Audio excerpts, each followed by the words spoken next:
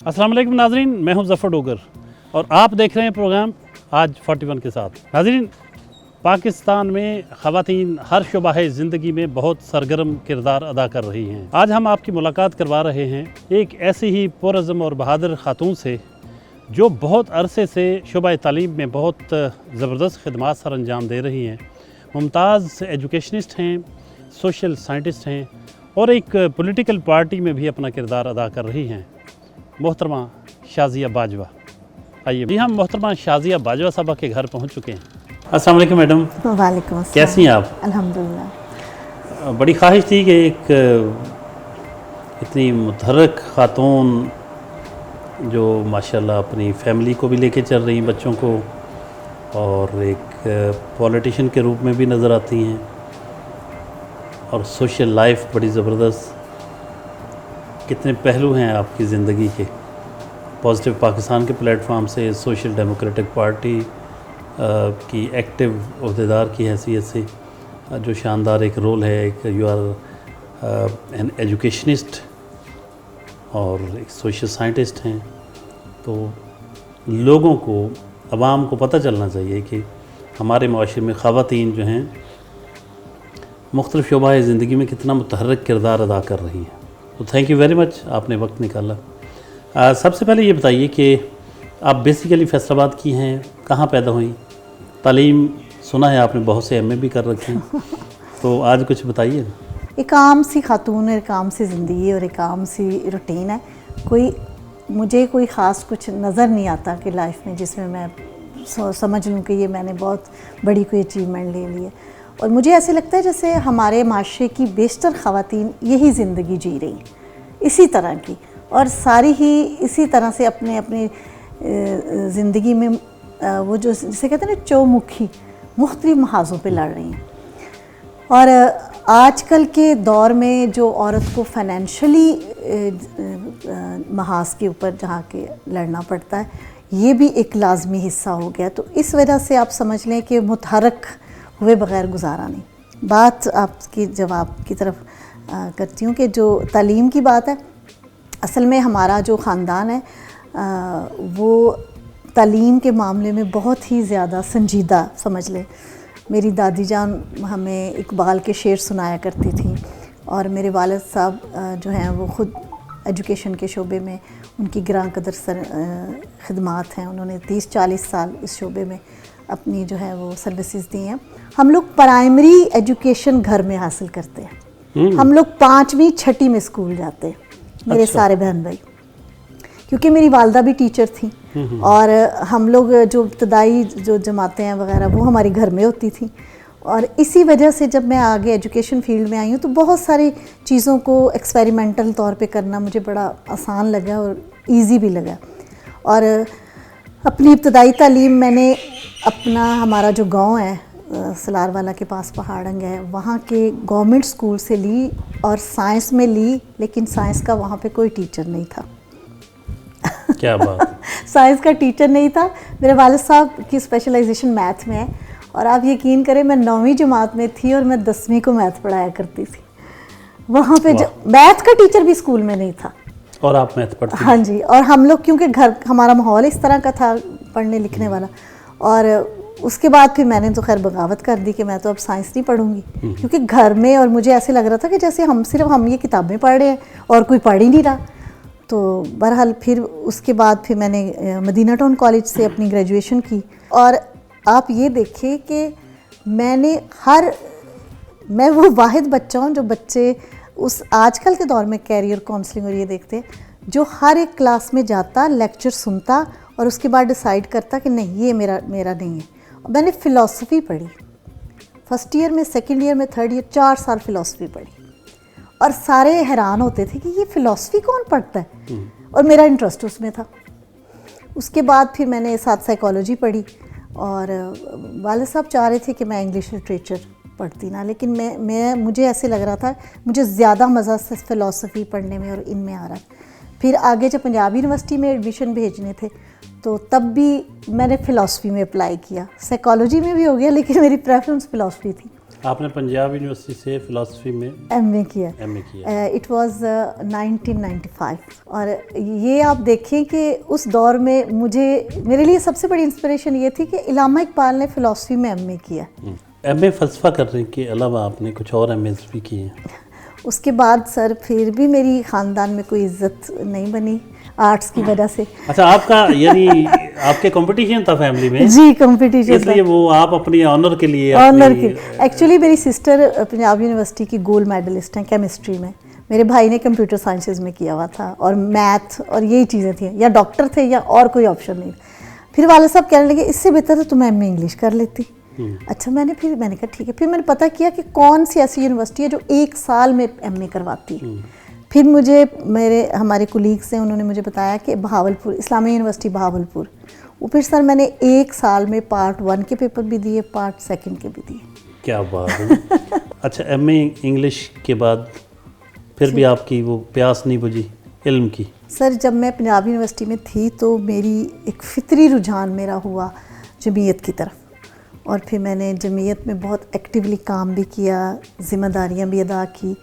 لیکن میں کہتی ہوں جمعیت نے جو مجھے مطالعے کا شوق اور جو مجھے مطالعہ اور آپ سمجھ لیں کہ جو میرے دماغ کی گھریں کھولی ہیں وہ بڑی, آپ نے دیکھا ہوگا آج کل کے دور میں جماعتیں بہت ساری ہیں جو پولیٹیکل اور ان سینیریو میں کام کرتی ہیں, لیکن وہ ایک اسٹوڈنٹ کی سطح پہ بچوں کو ایک ایجوکیٹ کرنے کا جو ان کا ایک خوبی ہے وہ match less.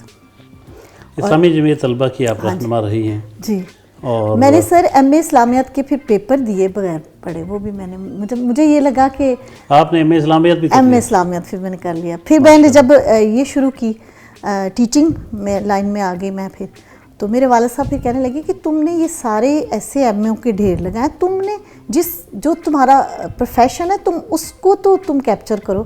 Then I did MA English, MA education.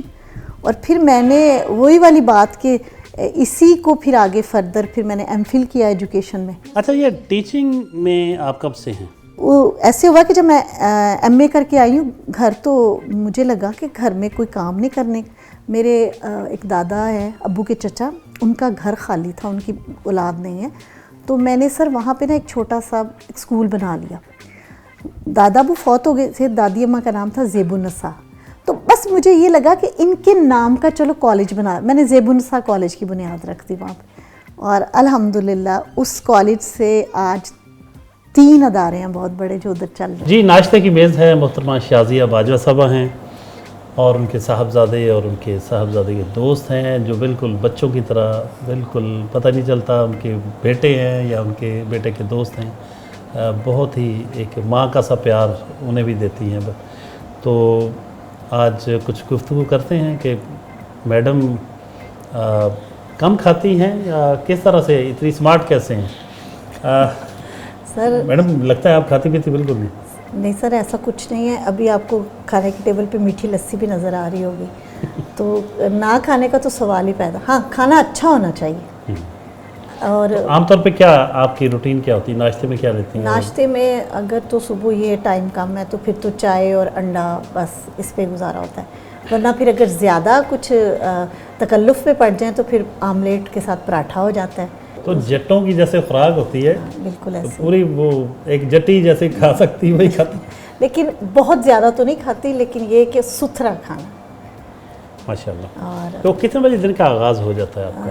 عام طور پہ صبح اٹھ کے جلدی اپنا باقی جو ضروریات ہے اللہ کا ذکر وغیرہ, اس کے بعد پھر اپنی جاب کی تیاری, ساتھ ساتھ بچوں کے لیے ناشتہ بنا کے, اور پھر ایسے صبح آپ سمجھ لیں کہ گھڑی جو ہے وہ پیچھے رہ جاتی ہے, ہم آگے گزر جاتے ہیں. واہ. تو آپ کھانا وغیرہ خود بناتی ہیں؟ الحمدللہ, لیکن بہت اچھا نہیں بناتی. میرے بچوں سے پوچھ لیں, کبھی کبھی بہت اچھا بن جائے تو بچے حیران ہوتے ہیں, کہتے ہیں کہ مما. آپ کے کوئی میڈ وغیرہ بھی رکھی ہوئی تھی؟ نہیں الحمدللہ, گھر کے کام کاج خود کر لیتے؟ جی الحمدللہ. میری بیٹی ہے اور وہ ماشاءاللہ یونیورسٹی جاتی ہے, تو ہم نے کام آپس میں ڈیوائڈ کیا. بیٹا میرا بھی کر لیتا ہے, بلکہ جو ہمارے گھر مہمان آئے جیسے عبداللہ کبھی کبھار آئے تو ہم عبداللہ کو بھی ساتھ لگا لیتے ہیں. اور آپ کی پسندیدہ ڈش؟ سر میری پسندیدہ ڈش پچھلے دنوں میں اس پہ پڑھ رہی تھی فیس بک پہ، دال چاول. پتہ نہیں، مجھے لگتا ہے شاید قومی ہمارا کھانا بن گیا، لیکن مجھے خاص طور پہ دال چاول اور ساتھ سبزیاں مجھے بہت پسند ہیں. چکن نہیں میں اتنے شوق سے کھاتی، مطلب مٹن وغیرہ اس طرح سے زیادہ شوق سے کھاتی. میڈم کے صاحبزادے ارسل عبداللہ صاحب سے بات کرتے ہیں. ارسل، ماما کے بارے میں کچھ کہیں گے؟ کیا کوئی خاص بات جو آپ کو بہت جس سے انسپریشن ملتی ہو؟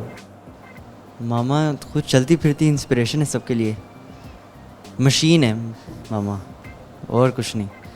گھر کے کام، باہر کے کام، پھر اس کے بعد ہمیں لک آفٹر کرتی ہیں، تو مشین سے کم تو ہے نہیں، چلتی پھرتی مشین. یعنی آپ یہ کہنا چاہ رہے ہیں کہ مطلب بہت ایکٹیو، بہت متحرک، ہر طرح کے کام اتنا کہ جیسے مشینی انداز میں ہو رہا تھا. بے حد ایکسٹروورٹ بھی ہیں ماما، سوشل انرجی بھی بہت ہے، جو کہ بہت بڑی بات ہے. اچھا، آپ کے کیا شوق ہیں؟ سنا ہے آپ گٹار بڑا اچھا بجا لیتے ہیں. جی، میں میوزک مجھے کافی پسند ہے، اور گٹار میں 2 سال ہو گئے ہیں میں نے سیکھا ہے، خود سیکھا ہے یوٹیوب سے دیکھ کے وغیرہ. گڈ. تو آپ سے سنیں گے آج. ضرور. آپ کو ایک کم عمر نوجوان ماہر فلکیات عبداللہ سلمان سے ملا. عبداللہ، یہ کیسے آپ کو یہ آسمان میں دیکھنا، فلکیات کو، اس کی گہرائی میں جانا، اس کو باریک بینی سے دیکھنا، اور بڑے ینگ ایج میں آپ نے بڑا نام پیدا کیا ہے. میں دیکھ رہا تھا BBC پہ بھی آپ کے بارے میں کچھ لکھا گیا تھا، اور کوئی دوربین بھی ایجاد کی آپ نے، بنائی. بس شوق اصل میں جو ٹیلیسکوپ کہنا. یس بچپن کا ایک وہ ٹائم ہوتا ہے جس میں آپ کسی بھی ایک چیز کی طرف آپ اٹریکٹڈ ہو جائیں تو پھر آپ اسی کو پیشن کنٹینیو کر لیتے ہیں. تو گھر کا ماحول کچھ اس طرح کا تھا، کتابوں میں انڈلج رہنا. وہاں ہی میں نے بس یہ اسپیس کے بارے میں، یونیورس کے بارے میں پڑھنا شروع کیا، تو بس شوق پیدا ہو گیا. پھر اپنے جو لیجر ٹائم تھا اس میں ستاروں کو دیکھنا، رات کے آسمان، پھر چاند کی فیزز، اس طرح کیوریوسٹی پیدا ہوئی. پھر اس کو ساتھ لیتے چلتے پیرنٹس کے فون یوز کر کے یوٹیوب پہ پڑھنا شروع کیا، آن لائن آرٹیکلز وغیرہ دیکھے، تو بس شوق بڑھتا گیا. اتنا بھر گیا کہ میں نے سوچا خود دیکھوں ان کو. تو ٹیلیسکوپ لے نہیں سکتا تھا، سوچا بنا لیتا ہوں. تو اپنی پھر ٹیلیسکوپ بنائی، اس سے مشاہدے شروع کیے، آبزرویشن شروع کی. اور ایسے ہی پھر یہ جو آپ BBC کا ذکر کر رہے تھے، اس پر جو میری ایک فوٹوگراف ہے وہ انہوں نے پبلش کی تھی، چاند کی، جو میں نے خود لی تھی پاکستان سے. واہ، کیا بات. اچھا، اسٹرالوجی جو ہے اس کا ہاروسکوپ سے بھی تعلق؟ یہ آپ نے ہماری دکھتی رگ پہ ہاتھ رکھا ہے. اصل میں ہمیں یہی ایک بہت بڑی کنفیوژن ہے، ایسٹرونومی اور ایسٹرالوجی، یہ 2 چیزوں کو مکس کیا ہوا ہے. اور ہمارے پاکستانی عوام میں تو وہ ایسٹرونومی ان کو پتہ ہی نہیں ہے کیا، وہ ایسٹرالوجی صرف سمجھتے ہیں. تو ایسٹرالوجی کوئی سائنٹیفک فیکٹ وغیرہ نہیں ہے، یہ صرف آپ کے شاید میم کو اب غصہ لگے کیونکہ میم بہت ایسٹرالوجی کو بلیو کرتی ہیں. تو ایسٹرونومی جو ہے نا وہ ایک سائنس کی فیلڈ ہے، تو اس کے اندر ہم جو بھی پلانٹ، سٹارز وغیرہ ہو گئے، ہم ان کا صرف سائنس کے حوالے سے ان کے بارے میں ہم اسٹڈی کرتے ہیں. جبکہ دوسری طرف جو ایسٹرالوجی ہے وہ ایک آبزرویشنز کہہ لیں، یا آپ ایک پریڈکشنز صحیح ورڈ ہوگا، وہ صرف پریڈکشن پہ بیس ہے. تو ایسٹرالوجی اور ایسٹرونومی میں بہت زمین آسمان کا فرق ہے. میڈم کے بارے میں کچھ کہیے گا. میڈم میری ماں جیسی ہیں، ٹھیک ہے، کیونکہ میں اپنے گھر سے دور ادھر فیصل آباد رہتا ہوں، میرا پینسرا میں بلانگ کرتا ہوں. تو مجھے آج تک کبھی اپنی مدر کی کمی فیل نہیں ہوئی. میم نے ہر چھوٹی سے چھوٹی چیز کا خیال رکھا ہے، ہر جو ضرورت ہوتی ہے ایک بچے کی اس کو پورا کیا.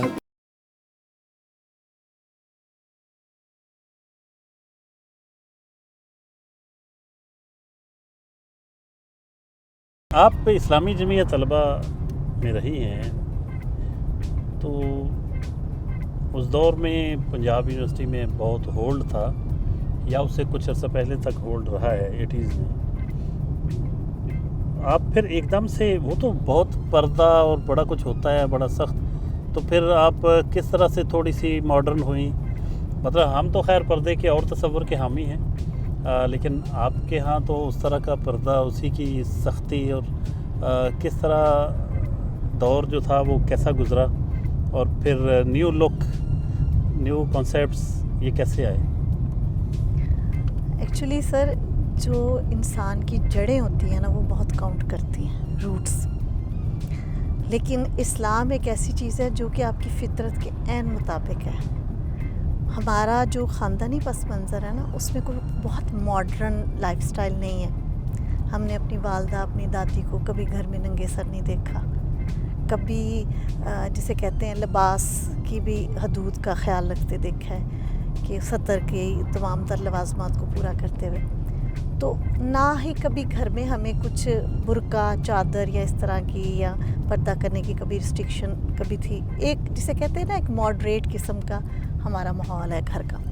لیکن جب میں پنجاب یونیورسٹی گئی اور آپ سوچیں کہ 3 دن میں نے کلاس لی بغیر پردے کے نا، مجھے نہیں پتا، اللہ تعالیٰ کا یہ کرم ہی میں بولوں گی کہ میں نے تیسرے دن جب میں گئی کلاس میں نے پردہ کیا. حالانکہ میرے ایک ٹیچر نے وہاں مجھ سے پوچھا why you in this now نا، دین آئی سیڈ کہ دس از مائی پرسنل پرابلم جو بھی ہے. تو ان 2 سالوں میں 2.5 سالوں میں نے نقاب کے ساتھ ہی یونیورسٹی میں اپنی ایجوکیشن مکمل کی. اس کے بعد ہمارا فیملی کا بیک گراؤنڈ اس طرح کا جو میں نے آپ کو بتایا، اس میں گھر پہ جیسے کہ ایک سخت قسم کا پردہ ہوتا ہے نا کزن سے، اور وہ نہیں تھا. تو مجھے ایسے لگا کہ جیسے ایک دم سے یونیورسٹی میں کو ایجوکیشن میں جا کے مجھے پردے کی صورت میں ایک اللہ سبحانہ و تعالیٰ نے ایک بڑا اچھا موقع دیا کہ خود کو کیسے میں سمیٹ کے اور وہ اپنے آپ کو فوکس کر کے تعلیم کی طرف رکھ سکتی ہوں. اور الحمدللہ میں نے کیا. اب جو پردے سے وہ والی بات، تو آپ یہ سمجھ لیں کہ وہ دور میں نے گزارا. مجھے کسی نے یہ نہیں کہا کہ اتار دیں یا کر دیں. میں پھر گھر کے ماحول میں جب آئی اور جس طرح ہم روٹین میں سب سے ملتے تھے جاتے تھے، تو کیونکہ خاندان میں تو ایسے ہی ہم دوپٹہ لے کے سب سے ملتے تھے اور آنا جانا بھی اسی طریقے سے ہوتا تھا. تو پھر شادی میری ہوگی، شادی کے بعد کا بھی جو ماحول تھا اس میں بھی سچ ایز کوئی پردے کا یا ان چیزوں کا کانسیپٹ نہیں تھا. مجھے ایک بات یاد آتی ہے ڈاکٹر اسرار احمد صاحب کی. ہم جب یونیورسٹی میں تھے تو ڈاکٹر صاحب کے لیکچر اکثر ہم اٹینڈ کرنے کے لیے جایا کرتے تھے. ادھر ان کے قرآن اکیڈمی ہے ادھر مسلم ٹاؤن میں، تو وہاں ان کے لیکچر ہوتے تھے. تو ڈاکٹر صاحب نے ایک دفعہ ایک خواتین کا سیشن تھا، تو انہوں نے ایک بات کہی. انہوں نے کہا کہ ہمارے مشرقی معاشرے کے اندر جو نظام ہے وہ اس طرح کا نظام ہے کہ کوئی ایسا نہیں ہے کہ ہماری بچیاں جو ہیں وہ جسے کہتے ہیں کہ کوئی بیہودہ یا اس طرح کے کوئی جس پہ اعتراض کیا جا سکے اس قسم کی کوئی کوشش جو ہے اس کو پسند کرتی ہیں. تو یاد رکھو بچیوں، ہمارے خاندانی نظام اگر مضبوط ہے تو تم لوگ اپنے گھروں میں مضبوط ہو. میرا کہنے کا مقصد یہ ہے کہ انہوں نے کہا کہ یہ جو جھگڑا کہ دیور سے اور یہ فلاں سے کزن سے پردہ، چچا کے وہ بیٹے ہیں ان سے، کہنے لگے کہ ملنا ملانا آنا جانا جب آپ کا خاندان کے اندر یہ چیزیں ہیں اور رشتے بچانا زیادہ ضروری ہے. ہمارا مشرقی نظام ایسا نہیں ہے جو آپ کو جو ہے وہ کئی حدود و قیود سے آزاد کر دے. یہ آپ کو پروٹیکٹ ہی کرتا ہے، لیکن اس کو زد میں نہ آنے دینا کہ میں رشتے چھوڑ دوں گی، پردہ نہیں چھوڑوں. پردے کو اپنی جگہ پہ اپنی بیسک لوازمات کے ساتھ جاری رکھیں. تو میں آپ یہ سمجھ لیں کہ ویسے میں آپ کو ذاتی طور پہ ایک بات بتاؤں، مجھے ایسے لگتا تھا کہ یونیورسٹی لائف کے بعد اب میں نے جو لائف تھی وہ میں نے گزار لی، تو اب میں مطلب میں اب ایک ماں ہوں، میں ایک اب گھریلو خاتون ہوں. تو میرے لیے دنیا تو اب ایک اور چیز ہے، ایک عزت کی نظر ہے سب کی، اور میں ایک معتبر سٹیٹس پہ ہوں. تو اس وجہ سے ایک سمجھ لیں کہ مجھے ایک کشن مل گیا. تربیت ایسے ماحول میں ہوئی، پھر جمعیت میں آپ رہیں، تو فنون لطیفہ سے تو پھر آپ اس دور میں تو بہت دور رہی ہوں گی، لیکن بعد میں کبھی آپ کو فیل نہیں ہوا کہ مطلب کچھ گنگنایا جائے، کچھ گانا گایا جا سکتا ہے یا سنا جا سکتا ہے؟ تو یا بہت بعد میں آ کے یہ چیز آئی آپ؟ ایکچولی یہ سر فنون لطیفہ تو ایک ایسی چیز ہے کہ مجھے یاد پڑتا ہے کہ جب میں اسکول لائف میں تھی تو تب ہی جیسے شاید فنون لطیفہ آپ صرف شاید اس کو مووی اور گانوں کو، میں تو اس کو لٹریچر کو بھی سمجھتی ہوں. نہیں بالکل لٹریچر ہے اس میں. میں نے 7ویں 8ویں جماعت میں ہمارے گھر میں آیا کرتا تھا رسالہ زیب النساء اور ایشیا بھی آتا تھا، وہ پڑھتے تھے، چاٹ جاتے تھے. اور 10ویں 12ویں تک تو شاید عمیرہ احمد کو بہت، جب شروع میں پہلا جو ناول تھا وہاں سے لے کے اینڈ تک اس کے ساتھ جو ہے سفر جاری رہا. یعنی یہ ایک ایسی چیز ہے کہ صرف یہ لٹریچر نہیں بلکہ فکشن بھی بہت پڑھی ہے. نواب محی الدین کو بھی ہم پڑھتے رہے. محی الدین نواب. ہاں محی الدین نواب. اس کے علاوہ طاہر جاوید مغل اس کے بڑے وہ ہوتے تھے. ویسے کبھی فلمیں دیکھی تھی؟ جی فلمیں بہت، ہمارے گھر میں کوئی اتنی فلموں کا رواج نہیں تھا. ڈرامے چھپ چھپ کے دیکھتے تھے. چھپ چھپ کے ایسے دیکھتے تھے کہ جب اپنے ننیحال جاتے تو وہاں پہ سارے کزنس پھر بیٹھ کے پلان کرتے اور پھر دیکھتے کون سی مووی کوئی نئی آئی ہے. آپ یقین کریں اپنے گھر میں تو نہیں تھا لیکن ننیحال میں ہم نے جب بھی جانا سارے کزنس، خالہ کے بچے، ماموں کے بچے، ہم ہر نئی مووی سے اپڈیٹڈ ہوتے ہیں. ڈرامے وغیرہ تو اکثر دیکھتے ہوں؟ جی ڈرامے میں بہت شوق سے دیکھتی تھی. اور پی ٹی وی کے ڈرامے مجھے آج بھی یاد ہیں. وہ من چلے کا سودا، سارے سوئے ہوتے تھے اور مجھے اس کے ڈائلاگ اور عظمیٰ گیلانی کے ڈرامے، میں آج بھی ان چیزوں کو اپنے بچوں سے میں کہتی ہوں کہ آپ لوگوں نے تو کچھ دیکھا ہی نہیں اگر آرٹ آپ دیکھنا چاہیں. اور جہاں تک گانے کی بات ہے تو مجھے شروع سے، بے شک میں جمعیت میں بھی رہی ہوں لیکن جیسے وہاں پہ ایونٹ ہوتے تھے، کوئی ترانے یا اس طرح کا کوئی ہوتا تو میری کوشش ہوتی تھی کہ اپنے جو گروپ میں جو ہے اس کی سلیکشن کر کے اس کی دھن یا کچھ ایسے. اور جیسے میں نے جاب شروع کی تو پھر اس شوق کو میں نے ایسے پورا کیا. مجھے کوئی بچہ نظر آتا جس میں چھوٹا سا بھی سپارک ہوتا اس کو آگے کرتی. اس کو خود بھی کبھی گنگنایا، کبھی گانا گا لیتی؟ نہیں سر، میں نا جب میرا بیٹا گاتا ہے نا تو وہ جب کہیں سے اسے ایک بات سمجھاتی ہوں، اسے کہتی ہوں کہ فیلنگز کے ساتھ گاؤ گے نا تو سننے والے کو مزہ آئے گا. اور ہر لفظ میں اس کا سر بھی چھپا ہے، تاثر بھی چھپا ہے. کبھی آپ نے قوالی بھی نہیں سنی؟ سر میں سب کچھ سن لیتی ہوں لیکن میں آپ کو ایک بات بتاؤں، میں ذاتی طور پہ وہ ایک سفر ہوتا ہے نا کہ پہلے سب کچھ بھی سنتے رہے، اب مجھے نا ان چیزوں، ان باتوں سے مطلب کوئی فیلنگز، کچھ سکون نہیں آتا. کوئی بہت صوفیانہ قسم کا کوئی ایسا کلام، کوئی ایسی منقبت جو کچھ دن منہ پہ رہے گی، کچھ دن زبان پہ رہے گی. جیسے وارسی جو ہیں اپنے مظفر وارسی صاحب، بالکل میرے ذہن سے، ان کے جو انداز ہے اور ان کے الفاظ ہیں اتنے سادہ. ان کی جتنی بھی نعتیں ہیں، جتنا بھی ان کا کلام ہے، ان کا میرا آل ٹائم فیورٹ. گڈ. میں اس کو، آپ سمجھ لینا، وہ میرا اگر نہیں بھی کوئی موڈ یا کچھ بھی تو ان کی لگی ہوئی ہے. ایک ان کا پشیدن زندگی کے موضوع پہ بڑی اچھی ان کی ایک منقبت تھی، وہ بھی بڑی خوبصورت. آتی ہے اب؟ شاید اس وقت تو میرے ذہن میں نہیں آ رہی. کوئی آ رہی؟ کوئی نہیں آ رہی، لیکن یہ کہ ارسل ماشاءاللہ جس طریقے سے موضوع اور چنتا ہے نا تو اس سے کافی حد تک میری تسلی ہو جاتی ہے. انفارچونیٹلی آپ اب الگ ہیں، آپ اور ارسل اور آپ کی صاحبزادی رہ رہی ہیں، تو آپ کو کوئی مشکل پیش نہیں آتی؟ زندگی میں سر ہر رشتے کی اپنی جگہ اور اہمیت ہوتی ہے اور اسی طرح دونوں والدین بچے کے لیے ضروری ہوتے ہیں، والد بھی اور والدہ بھی. اگر میں یہ سوچوں کہ یہ ضروری نہیں ہے، ایسا کچھ نہیں ہے.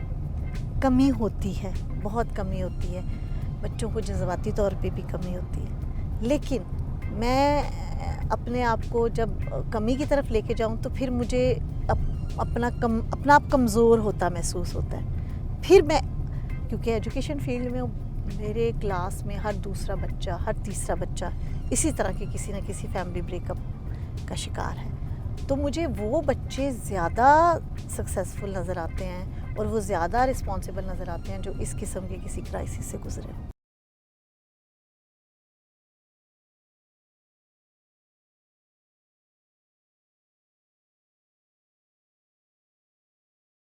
سوشل ڈیموکریٹک پارٹی کے آفس پہنچے ہیں جہاں فاروق الہی صاحب سے ملاقات کریں گے جو اس کی پولیٹیکل کونسل کے جی فاروق صاحب کیسے ہیں آپ؟ اللہ کا شکر الحمدللہ. ایک تو ہمیں سوشل ڈیموکریٹک پارٹی کے بارے میں بتائیے کس طرح خیال آیا ایک اور اس کے بنانے کا، اور اس کے ساتھ ساتھ مختصراً بتائیے کہ آپ کا مینیفیسٹو کیا ہے؟ یہ سوال تو زیادہ مناسب ہمارے چیئرمین صاحب سے کیا جاتا بنانے کے خیال کا، تو وہ زیادہ اچھا بتاتے، لیکن چونکہ اس سارے پروسیس میں بھی اس کا حصہ رہا ہوں تو اس حوالے سے کچھ تھوڑی سی گفتگو تو میں بھی کر سکتا ہوں. ہم چونکہ سوشل ورکرز تھے تو ہم نے سماجی شعبے میں جب لوگوں سے ملتے تھے، اس ملک کے وسائل کو دیکھتے تھے اور پھر اپنے کام کو دیکھتے تھے، اپنے ساتھیوں کے پوٹینشل کو دیکھتے تھے، تو کمی کا احساس ہوتا تھا کہ جب ہم اس سے کچھ آگے بڑھنا چاہتے ہیں تو وہ کیا ہو. تو اس میں پھر جو عابد صاحب کے اور ہمارے حلقے کے جو ساتھی تھے پڑھے لکھے، تو ان سے پھر یہ خیال یا گمان یہ ہوا کہ اس سے آگے بڑھنے کا رستہ پھر یہ ہے کہ ہم بھی ایک عملی سیاست میں آئیں، تاکہ جو ہمارے پاس آئیڈیاز ہیں یا جو ہمارے پاس پوٹینشل ہے وہ ملک اور قوم کے لیے کسی جگہ اس کو یوٹیلائز کیا جا سکے. تو اس طرح پھر ہم نے یہ طے کیا. میڈم شازیہ باجوہ کے بارے میں کیا کہیں گے؟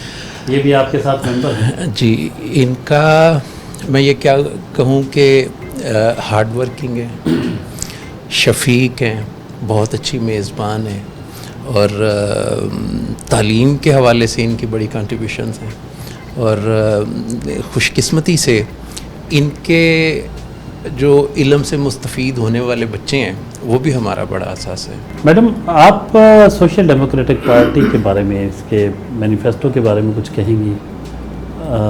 کیا ارادے ہیں، کیا کرنا چاہ رہے ہیں آپ ملک میں؟ سر آپ کی بات میں ہی جواب چھپا ہے. کیا کرنا چاہ رہے ہیں؟ ہم کچھ کرنا ہی تو چاہ رہے ہیں، اب وہ کرنا چاہ رہے ہیں جو نہیں ہو رہا، اور ہم یہ چاہ رہے ہیں جو نہیں کر رہے وہ کریں. تو آپ پارٹی کا یہی سمجھ لیں کہ اتنے تجربات کرنے کے باوجود اور اتنے جسے کہتے ہیں نا اتنے آزمائشوں سے گزرنے کے باوجود ابھی تک ہم وہ جسے کہتے ہیں نا کڑے موڑ پہ گزر رہا ہے، اور ملک جو ہے وہ بڑے کروشل سٹیج پہ ہے. تو ہم یہ چاہتے ہیں کہ اس کروشل سٹیج سے ایک دفعہ نکل ہی جائے، اور ہر بندہ یہ سمجھے کہ کسی اور نے نہیں ہمیں نکالنا.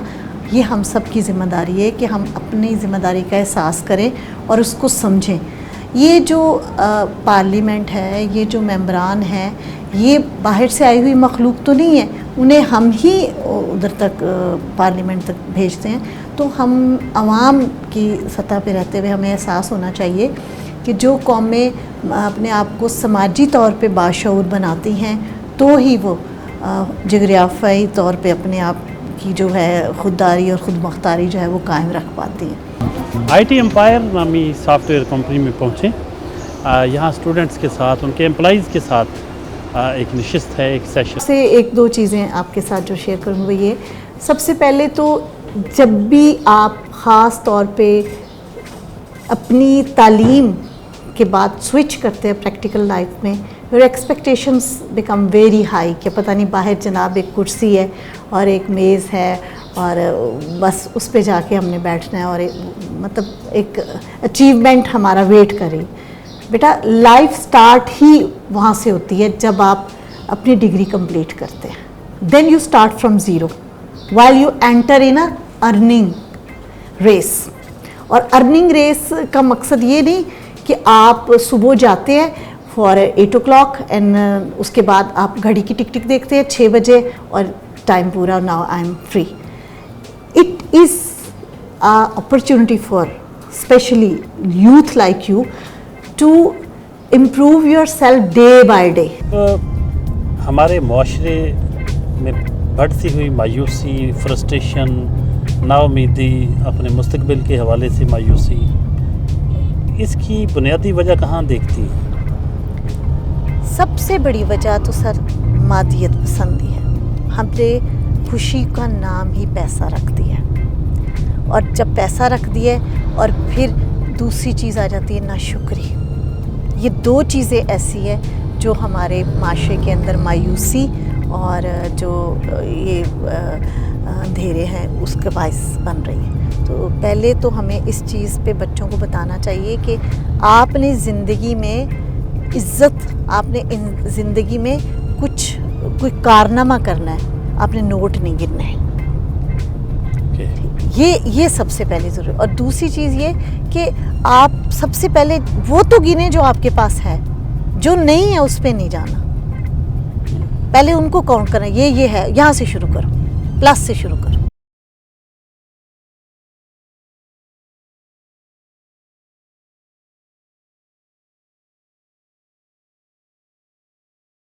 ٹیم کیوریاسٹی اس کے روح رواں موجود ہیں, عفاف صاحب ہیں اور باغ جناب میں ہیں, میڈم بھی ان کی تنظیم کی ایک طرح سے سرپرست ہیں. تو یہاں یہ ایک سیشن کرتے ہیں لوگوں کے ساتھ, ان کو فلکیات کے بارے میں بتاتے ہیں کہ اوپر کیا ہو رہا ہے, کیا کیا سیارے ستارے کون سے جو کھلی آنکھ سے نظر نہیں آتے وہ اس ٹیلیسکوپ کے ذریعے شہریوں کو دکھائے جاتے ہیں. تو ہم بھی آج دیکھیں گے. تو عفاف سے بات کرتے ہیں کہ وہ اس سارے اپنے شوق کے حوالے سے کیا کہتے ہیں. ذرا بتائیے جی, یہ کیسا شوق ہے اور کس طرح لوگوں کو آپ انوالو کرتے ہیں, اور خود آپ کو کس طرح فلکیات کا شوق ہوا؟ جی بس اپنے کریکولم میں ہم پڑھتے تھے, جب چھوٹے تھے بچے تھے پڑھتے تھے سیاروں کے بارے میں, ستاروں کے بارے میں, تو وہیں سے شوق پیدا ہوا کہ یہ سب ہم پڑھتے تو ہیں, کیا ہم انہیں اپنی آنکھ سے بھی دیکھ سکتے ہیں. تو بس جب بڑے ہوئے تو ٹیلیسکوپ بائی کی. ٹیلیسکوپ بائی کرنے کے بعد ہم نے کوشش کی کہ ہم سورج کو دیکھیں, چاند کی سرفیس کو دیکھیں, سیاروں کو دیکھیں. تو وہ شوق اتنا بڑھتا گیا کہ پھر دل کیا کہ اپنے اس شوق کو ہم باقی لوگوں کے ساتھ بھی شیئر کریں. تو پھر ہم لوگ ہر مہینے جناب باغ میں آ کے اپنی ٹیلیسکوپ سیٹ اپ کرتے ہیں اور جنرل لوگوں کو, جو بھی جنرل پبلک آتی ہے ان کو آبزرویشن کرواتے ہیں, دن میں سورج کی اور شام میں چاند کی اور سیاروں کی. اس کے علاوہ ہمیں ایجوکیشنل انسٹیٹیوٹس انوائٹ کرتے ہیں تاکہ ہم بچوں کو آ کے پراپر طریقے سے پڑھائیں بھی اور انہیں اسکول میں بھی مشاہدہ کروائیں. تو آپ کو کیا مطلب, یہ اوپر آسمان پہ چاند اور ستارے ہوں گے, وہ تو کھلی آنکھ سے بھی کبھی کبھی دکھائی دے جاتے ہیں. آج کل حالانکہ پولوشن بہت ہے لیکن پھر بھی اگر کم ہو تو نظر آ جاتے ہیں ستارے. تو ستاروں کے علاوہ بھی کچھ دکھاتے ہیں آپ؟ نہیں, ستاروں سیاروں کے علاوہ ہم کچھ نہیں دکھاتے. نہیں, یہ ستارے ہوتے ہیں نا. جی جی, وہ آپ مری چلے جائیں, نتھیہ گلی چلے جائیں, فضا صاف ہے تو آسمان بھرا ہوتا ہے ستاروں سے. جی جی جی. تو آپ ان سے ہٹ کے, جو ستاروں سے ہٹ کے بھی کچھ دکھا. اصل میں اس طرح ہوتا ہے کہ آسمان پہ سب سے جو ہمارے قریب ترین سولر سسٹم کی آبجیکٹس ہیں وہ سیارے ہیں. سیارے نسبتاً بہت بڑے اور خوبصورت نظر آتے ہیں, ستارے بہت بہت دور ہیں. تو ستاروں کو بھی ہم ٹیلیسکوپ سے دیکھ سکتے ہیں لیکن ان کی اس طرح کی ڈیٹیل سامنے نہیں آتی. لیکن اس کے علاوہ نیبولاز ہوتی ہیں, یہ وہ جگہیں ہوتی ہیں جہاں پہ ستارے بنتے ہیں. یہ دھوئیں کے بڑے بڑے بادل ہوتے ہیں, یہ ہم ٹیلیسکوپ سے دیکھ سکتے ہیں. اس کے علاوہ ہم اپنی گیلیکسی کے علاوہ کہکشائیں دیکھ سکتے ہیں, جیسے کہ اینڈرومیڈا گیلیکسی ہمارے سب سے قریب ہے, وہ زمین سے 25 لاکھ نوری سال کے فاصلے پہ ہے. تو ہم ٹیلیسکوپ کی مدد سے اس میں دیکھ سکتے ہیں. 25 لاکھ نوری سال کے برابر فاصلہ ہے اور اس ٹیلیسکوپ سے دیکھ لیتے ہیں آپ. جی, آج کچھ دکھائیں گے ہمیں؟ آج ہم آپ کو سورج دکھائیں گے کیونکہ اس ٹائم پہ سورج ویزیبل ہے, اور سورج کے بعد ہم چاند سیاروں کی آبزرویشن کریں گے. تو سورج تو ہم کھلی آنکھ سے بھی دیکھ لیتے ہیں. سورج بالکل, اصل میں یہ ہوتا ہے کہ سورج کو ڈائریکٹلی دیکھنا بہت نقصان دہ ہوتا ہے. آپ سورج کو صرف غروب ہوتے وقت دیکھ سکتے ہیں, آپ دن میں سورج کو نہیں دیکھ سکتے. سورج کے اوپر کچھ خاص فیچرز ہوتے ہیں جو صرف ٹیلیسکوپ سے نظر آتے ہیں. تو ہم ٹیلیسکوپ اس لیے یوز کرتے ہیں تاکہ ہم سورج کو قریب سے دیکھ سکیں, اس کی برائٹنس کو سائڈ پہ کر کے اس کی سرفیس کو اسٹڈی کر سکیں. یہ آنکھ سے نہیں ہو سکتا. جی جی جی, ضرور آپ کو دکھاتے ہیں. ابھی ہم اس کو سورج پہ سیٹ کریں گے. سورج بالکل ہمارے سامنے ہے اور ہم نے ایک فلٹر آگے لگایا ہوا ہے ٹیلیسکوپ کے, جس کی مدد سے سورج کو دیکھا جا سکتا ہے. اب سورج کی سرفیس پہ کچھ فیچرز ہوتے ہیں جو ہم ٹیلیسکوپ سے دیکھ سکتے ہیں, کچھ کالے دھبے ہوتے ہیں جو صرف ٹیلیسکوپ کی آنکھ سے نہیں نظر آ سکتے ہیں. جی آپ دیکھیے اس میں. اپنی عزیزہ کی عیادت کے لیے پہنچے. فیصل آباد کی ایک جانی پہچانی شخصیت, بہت بڑے سیاستدان عبداللہ غازی صاحب, سمندری سے تعلق تھا ان کا, اور 3 دفعہ MNA رہے اور وفاقی وزیر بھی رہے. وہ پھپھا تھے میڈم شازیہ باجوہ صاحبہ کے, اور آج اپنی پھپھو کی طبیعت, ان کی خیریت دریافت کرنے کے لیے یہاں آئی ہیں. تو عبداللہ غازی صاحب کے صاحبزادے خالد غازی صاحب بھی موجود ہیں. آج کچھ باتیں ان کی بھی سنتے ہیں. بہت بڑے باپ کے بیٹے ہیں. عبداللہ غازی صاحب محترمہ فاطمہ جناح کے ساتھی رہے ہیں, بہت سینئر مسلم لیگی رہنما تھے, لیکن اس کے بعد پھر اب خالد غازی صاحب پولیٹکس میں ہیں وہاں سے, اور قومی اسمبلی کے امیدوار ہوتے ہیں. خالد صاحب بہت شکریہ, آج اتفاق سے آپ سے ملاقات ہو گئی. تو کچھ کہیے گا, آپ کی کزن ہیں شازیہ باجوہ صاحبہ, سیاست پہ تو اکثر بات ہو جائے گی، ہوتی رہتی ہے، لیکن آج چونکہ ہماری مہمان شازیہ باجوہ صاحبہ ہیں، وہ ایک ایجوکیشنسٹ ہیں، سوشل سائنٹسٹ ہیں، اور آپ کی تو کزن ہیں. ان کی شخصیت کے حوالے سے کچھ کہیے گا. ان کی جی یہ میرے ماموں کی بیٹی ہیں، اور میرا جو ننیال ہے وہ الحمدللہ سارے پڑھے لکھے لوگ ہیں، ڈاکٹر ہیں، انجینئر ہیں، ایئر کوموڈورز ہیں ان میں، اور ہمیں اپنے ننیال پہ فخر بھی ہے. اور یہ میرے ماموں افضل باجوہ صاحب کی یہ بیٹی ہیں، وہ سیکٹری بورڈ بھی رہے ہیں اور ہیڈ ماسٹر بھی رہے ہیں. اور جتنے بھی میرے ننیال میں کوئی ایئر کوموڈور بنا ہے، کوئی ڈاکٹر بنا ہے، کوئی امریکہ میں اس ٹائم، کوئی آئرلینڈ میں ہے، کوئی لاہور میں ہے، ڈاکٹر ضیاء اللہ باجوہ بہت بڑا نام ہے. تو یہ سبھی شازیہ باجوہ کے جو ابو ہیں نا افضل باجوہ صاحب، انہی کے اسٹوڈنٹ ہیں، انہی سے پڑھتے رہے ہیں. اور وہ ماشاءاللہ سبھی آپ کو جیسے میں نے بتایا کہ ہائیلی کوالیفائڈ ہیں. تو شازیہ باجوہ بھی اسی فیملی میں سے ہی ہیں اور یہ ماشاءاللہ سیلف میڈ ہے، اور انہوں نے بھی زندگی میں بہت زیادہ اسٹرگل کی ہے. اور ڈگریوں کا تو مجھے پتہ ہی نہیں ہے، میرا خیال کافی زیادہ ہی ہیں ان کے پاس، کافی زیادہ ہی ہیں. تو یہ آرمی پبلک اسکول میں بھی رہی ہیں ادھر ایبٹ آباد میں. اور جب ادھر انہوں نے پنجاب میں موو کیا ہے تو جدھر بھی سی وی انہوں نے دی ہے تو اس کو ایکسیپٹ کیا انہوں نے، ڈگریز کو دیکھ کے، اس کا ایکسپیرینس دیکھ کے. تو ماشاءاللہ آگے ان کی جو بیٹی ہے وہ بھی ہائیلی جو گولڈ میڈلسٹ ہے، بیٹا بھی ایسے ہی سر سنگر بھی ہے. تو ہمیں بڑا پراؤڈ ہے اس فیملی پہ ماشاءاللہ. میڈم بہت خوبصورت باتیں کی خالد غازی صاحب نے آپ کے بارے میں، بڑے چند جملوں میں آپ کا پروفائل بیان کر دیا، اور ان کے بغیر میں سمجھتا ہوں یہ پروگرام ادھورا رہ جاتا. کیا کہیں گی اپنے فیملی کے بارے میں، خالد صاحب کے بارے میں، عبداللہ غازی صاحب کے بارے میں؟ اور آپ کی پھوپھو کا گھر ہے، تو کیسا رشتہ، کیا بانڈنگ ہے اس رشتے کی، کیا وجہ ہے؟ بہت خوبصورت رشتہ ہوتا ہے. ایک تو یہ بتائیے، دوسرا آخر میں ویورز کے لیے کوئی میسیج دینا چاہیں؟ ابھی جیسے بھائی جان خالد بتا رہے تھے کہ میرے والد صاحب کا، میرا خیال ہے آج کی گفتگو میں میری ہر بات کا حوالہ میری تربیت اور میرے والد صاحب ہی رہا ہے. اور میں نے آپ کو بتایا کہ یہ ہم یہاں پہ ہماری جڑیں ہیں جو ہمیں یہاں پہ لے کے آئی ہیں. اور اس سے بھی بڑی بات یہ کہ الحمدللہ جیسے میری پھوپھو کا یہ گھر ہے، یہ ایسا ایک یونٹ ہے، آپ سمجھ لیں کہ جس نے ہم سب کو بڑی محبت سے، پیار سے جوڑا ہوا ہے. خود میرے بھائی صاحب کی شخصیت بھی ایسی ہے کہ یہ سب کے ساتھ خاندان میں آگے آنے والے وقتوں میں جو ہوتی ہے فیملی بانڈنگ، وہ وقت کے ساتھ ساتھ مطلب جیسے فیملی بڑھتی ہے تو ایسے لگتا ہے جیسے فاصلے بڑھتے ہیں، لیکن الحمدللہ آگے جیسے میرا بیٹا ہے، ان کے بچے ہیں، تو آپس میں ماشاءاللہ ملتے ہیں، بات کرتے ہیں. اور دوسرا میرے لیے تو یہ سارے بڑے سورس آف انسپریشن بھی ہے، لرننگ بھی ہیں. اور یہ میری ماں کی طرح میری پھپھو ہیں، میرے لیے ان کی دعائیں بہت بڑا سرمایہ ہیں. اور مجھے میرے والد صاحب کی فیملی اور میری والدہ کی میرے لیے بہت بہت سکون کا ایک باعث ہے اور بڑی اسٹرینتھ کا باعث ہے. ہمارے بڑے ہمارے لیے ایک ایسی چھت ہے کہ جنہوں نے ہمارے اوپر کبھی حالات کی اور ان مصیبتوں کی گرمی ہمارے اوپر کبھی آنے نہیں دی. اللہ تعالیٰ اسی طرح ان پہ قائم رکھے. ان کے اوپر میسیج میں کیا یہ دینا چاہوں گی، ایک بات ہی صرف کہوں گی کہ زندگی کا نام ہے کہ صبح جب دن نکلتا ہے نا تو اس کا مطلب ہوتا ہے زندگی. اور دن جو ہوتا ہے وہ آغاز ہوتا ہے ایک بہت خوبصورت سے 24 گھنٹوں کے سلسلے کا.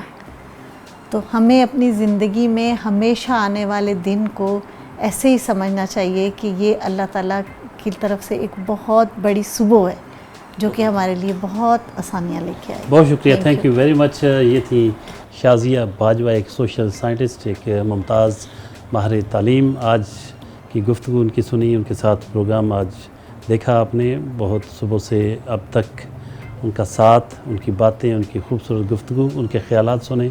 امید کرتے ہیں پروگرام آپ کو بہت پسند آیا ہوگا. اگلے ہفتے نئے مہمان کے ساتھ حاضر خدمت ہوں گے. تب تک کے لیے اجازت. اللہ نگہبان.